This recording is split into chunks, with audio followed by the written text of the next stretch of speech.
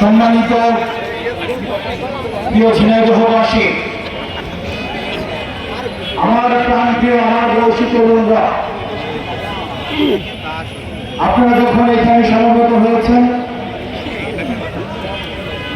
ঠিক সেই সময় আমি কিছু শঙ্কার কথা বলবো।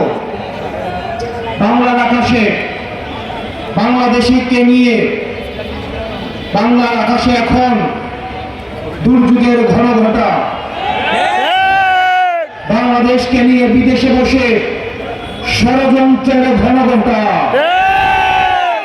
প্রিয় ঝিনাইদহবাসী, গত জুলাই আগস্টে হাসিনা নির্দেশ দিয়েছিলেন, এই শিক্ষার্থীদের উপরে তোমরা লেখায় বুলেট দিয়ে পাখির মতো করে ভোট ঝাঁঝরা করে।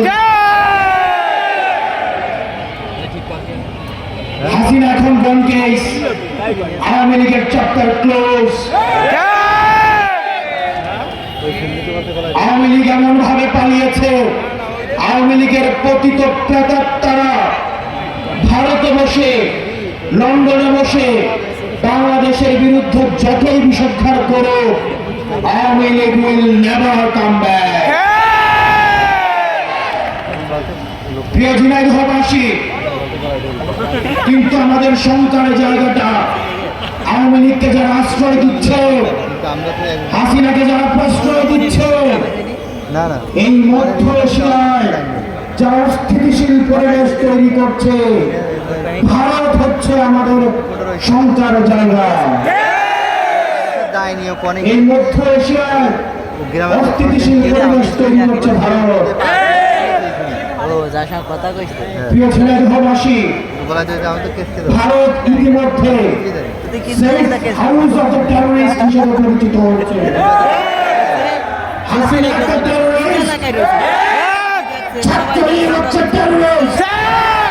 সুতরাং তাদেরকে যারা আশ্রয় দিবে তারা হচ্ছে safe house of the terrorist. গুজরাটের কসাইমতি, আপনি যদি সেফ হাউস না হয়ে থাকেন টেররিস্টদের, তাহলে শেখ হাসিনাকে বাংলাদেশে পুশিং করুন। আমরা বাংলাদেশের জনগণ আমার একটা ভালো সমস্যা মনে হয়, ওর সঙ্গে কন্ট্যাক্ট মৃত্যুদণ্ড কার্যকর করা পর্যন্ত অপেক্ষা করব।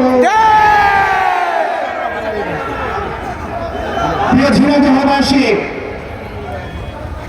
আমাদের পরবর্তী যে যুদ্ধটা, সেটা হচ্ছে বাংলাদেশ বিনির্মাণের যুদ্ধ। আমরা 5 আগস্টের পরে দেখতে পাচ্ছি একটা পক্ষ আমাদের গণতান্ত্রিক উত্তরণের পথে বাধা হয়ে দাঁড়িয়েছে। তারা নির্বাচন পিছানোর জন্য পায়তারা করছে, তারা নির্বাচন পিছিয়ে দিচ্ছে। তারা যদি নির্বাচন চাইতো, তাহলে সংস্কার এবং বিচার দ্রুততম সময়ের মধ্যে কার্যকর করত। তারা নির্বাচন চায় না বলেই এই বিচার এবং সংস্কারে প্রতিনিয়ত পদে পদে বাধা হয়ে দাঁড়াচ্ছে। প্রিয় ঝিনাইদহবাসী, আমাদের এই গণতান্ত্রিক উত্তরায়ণের পথে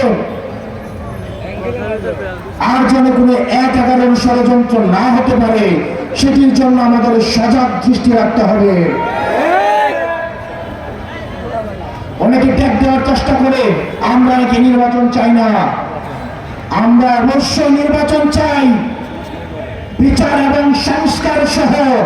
আপনারা শুধু একটা জিনিস চান, যারা বলছে সংস্কার এবং বিচার নির্বাচিত হয়ে আসার পরে করবে, তারাও অতীতের অনেক সময় তারা নির্বাচিত হয়েছে, সরকার পরিচালনা করেছেন। এই সরকার পরিচালনা করার পরেও এই ছাত্ররা কিন্তু সংস্কারের জন্য রাস্তায় নেমে আসতে বাধ্য হয়েছে। সুতরাং নির্বাচিত হয়ে আসার পর কে সংস্কার করবে নাকি করবে না, আমরা ভবিষ্যতের অনিশ্চয়তা থেকে আমরা বর্তমানের নিশ্চয়তাকে আমরা প্রাধান্য দিব। সুতরাং এই অন্তর্বর্তীকালীন সরকারকে বলবো, এই তরুণ প্রজন্মের প্রত্যাশা, এই তরুণ প্রজন্ম অধীর আগ্রহ বসে রয়েছে একটি শান্তিপূর্ণ, একটি অংশগ্রহণমূলক একটি নির্বাচনের জন্য। এবং সেটির পূর্বে তারা আরো বসে রয়েছে সংস্কার এবং হাসিনার বিচার দেখার জন্য।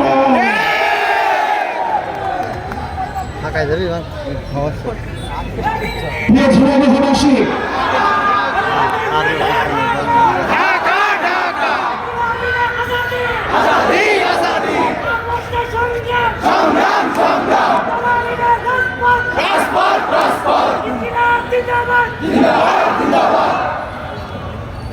প্রিয় ঝিনাইদহবাসী এবং বিশেষ করে যারা তরুণ প্রজন্ম রয়েছে, আমরা যখন তরুণদের সাথে কথা বলি তারা বাংলাদেশ নিয়ে একই সাথে সাথে যেমন আশাবাদী, একই সাথে সাথে হতাশ। পুলিশ ভাইয়েরা আপনারা যারা রয়েছেন, 5 আগস্টের আপনাদের যে ভূমিকা, সেই ভূমিকার দায়ভার কিন্তু আপনাদের নিতে হবে।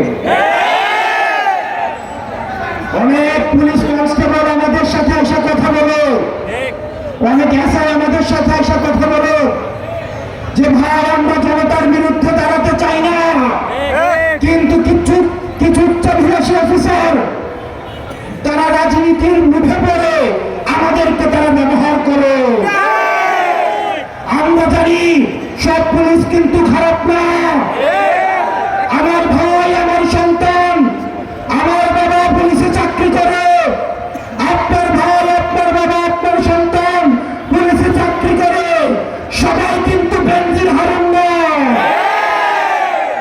সুতরাং পুলিশ ভাইদেরকে আমরা বলবো, আপনাদের যেসব রাজনৈতিক অভিলাষী যেসব অফিসার রয়েছে আপনারা তাদের মুখোশ উন্মোচন করে দিন। আপনারা রাজনৈতিক দলদাসে পরিণত হওয়ার দরকার নাই। আপনারা আওয়ামী লীগের পুলিশ ছিলেন, আপনারা হইতে পারেন নাই, জনতার বিরুদ্ধে দাঁড়িয়েছেন, আর বাংলাদেশের বিপক্ষে দাঁড়ানোর চেষ্টা করেন না, করবে না। প্রিয় পুলিশ ভাইরা, চলেন আমরা একসাথে আপনাদের সন্তানদের জন্য, পরবর্তী বাংলাদেশের জন্য আমরা একটা সুন্দর পুলিশ কাঠামো গড়ে তুলি। প্রিয় সাংবাদিক ভাইয়েরা, আমরা আপনাদের কষ্ট বুঝি। এখানে অধিকাংশ সাংবাদিক যাদেরকে বেতন দেওয়া হয় না, এখানে অধিকাংশ সাংবাদিক যাদের বেতন 5 থেকে 6 হাজার, অধিকাংশ